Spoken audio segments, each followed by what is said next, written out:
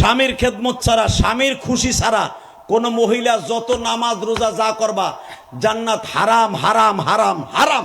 আমি আমার মা বোনদেরকে বলবো, স্বামীর খেদমত ঠিক মতো করবেন, 5 ওয়াক্ত নামাজ পড়বেন। বর্তমানে অধিকাংশ প্রবাসীর বউরা প্রবাসীরে কষ্ট দেয়, কথা কন না কেন?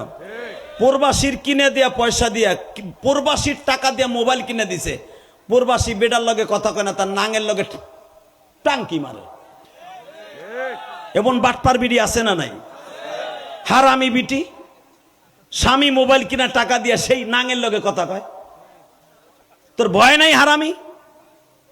স্বামীর কষ্টের টাকা দিয়ে মোবাইল পাঠাইছে বিদেশ থেকে, মালয়েশিয়াতে, সিঙ্গাপুর থেকে, ইটালির থেকে, মগির ঘরে মগি কথা কয়। নাঙের লগে পুরান নাং আছে যেটা এক্স বয়ফ্রেন্ড, ওটার লগে কথা কয়। এক্স বয়ফ্রেন্ড তো আপনি বুড়া বুঝবেন না, মানে তার নাং নাং পুরান নাং। খবরদার, যে সমস্ত মহিলারা আমার ওয়াজ শুনতে আসছে, স্বামীর ভালোবাসার টাকা দিয়ে যদি অন্য পুরুষের সাথে কথা বলো, খোদার কসম তুই মা ফাতেমার সাথে জান্নাতে যেতে পারবি না। আল্লাহ আমার মা বোনদেরকে হেফাজত করুক, আমার মা বোনদেরকে হেফাজত করুক, আমার মা বোনদেরকে কবুল করুক।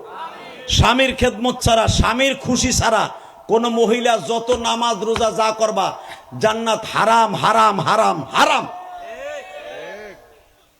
অতএব এই আমল করার তৌফিক আল্লাহ দান করুক। ফাতেমা ইন্তেকালের সময় একটাই ওসিয়ত ছিল, আপনি আমার মাফ না করলে আমার আব্বা আমার ইফতারি খাইতে দিব না মরার পরে।